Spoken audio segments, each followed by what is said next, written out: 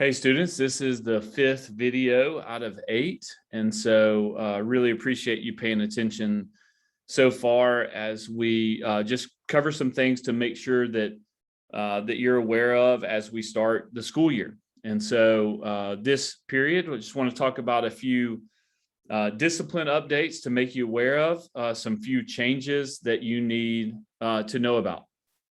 The first thing is tardy to schools are no longer going to receive demerits. And so tardy to school will be its own completely separate category. And so as soon as you get 3 tardies to school in 9 weeks, that will earn someone 1 hour of EMDs. As soon as someone gets 6 tardies in 9 weeks, then that would earn them 2 hours. 9 tardies in 9 weeks would be 3 hours of EMDs, and then 12 tardies in 9 weeks would be 4 hours of EMDs. Those will accumulate across a quarter. And so as soon as the quarter ends, we'll start fresh with the new tardy to school infraction accumulation. And so it is important to note that those tardies will accumulate across the 9 weeks, not just across a week like they did in previous years. And so that is the new tardy to school policy. The goal here is to build a discipline of punctuality. Second change is we are getting rid of half-hour EMDs. And so this upcoming school year, 6 demerits in a week would be just 1 hour of EMDs, but as soon as someone got a 7th demerit, then they would be assigned 2 hours of EMDs. And so there are no more half hours. The other pretty big change is that demerits are going to accumulate weekly. That's kind of what you're used to. So 5 to 6 demerits in a week gets 1 hour, 7 to 8, 2 hours, 9 to 10, 3 hours, and then 11 plus 4 hours. That's the way it's been in the past. But demerits are also going to accumulate over the quarter. Now, just remember that tardy to school demerits have been removed. So there's no more 3 demerits for tardy to school. Those are its own separate category. So 12 demerits in a quarter would earn a student 1 hour of EMDs. 24 demerits in 9 weeks would earn a student 2 hours of EMDs. And then 36 demerits in 9 weeks would be 3 hours plus behavior plan.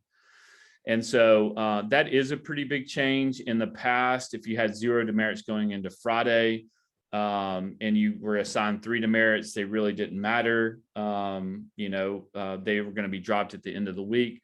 It's important for you guys to understand that demerits will now accumulate across a quarter. And so that is a pretty significant change that you guys need to be aware of. Last thing is just to make you aware of a few dress code changes. And so in the past, you used to have to wear a certain color sock. That is no longer. And so you still do have to wear socks, but they can be any color. You also used to have to wear a shoe from a certain color palette. That is no longer true. And so you are allowed to wear any color shoe that you want. You can wear pink shoes if you want. Any color that you want is allowed now.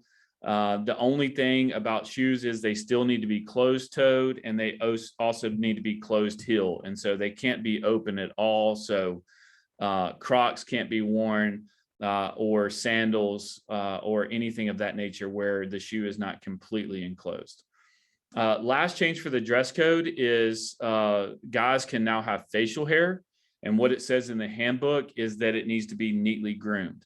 And so guys can wear a mustache, they can wear a goatee, they can have a beard, but all of those things need to be neatly groomed according to the handbook. Last thing about dress code, just like in previous years, you are still going to, on Fridays, be allowed to wear a CPA t-shirt.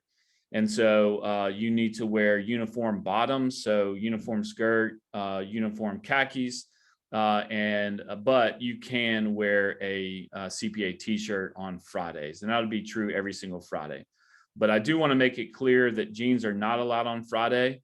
They must be uniform bottoms along with a CPA t-shirt. That's it for this video. Y'all enjoy E period.